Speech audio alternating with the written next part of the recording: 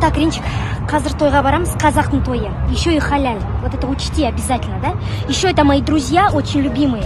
Поэтому давай, дұрыстап, достойно себя веди, понимаешь? Чтобы я потом за тебя вот это қып-қызыл, чтобы не была я, понимаешь это?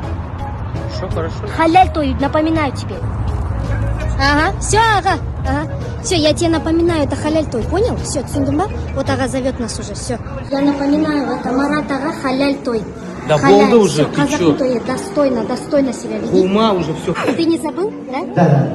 Казахтың тойы, халяль, достойно себя веди.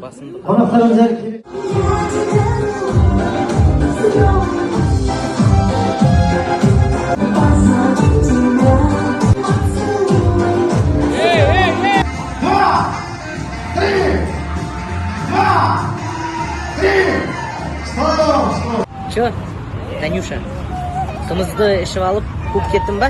Еще маған айтады, қазақтың тойы. Өзіңе қара. Болды ғой вообще. Да?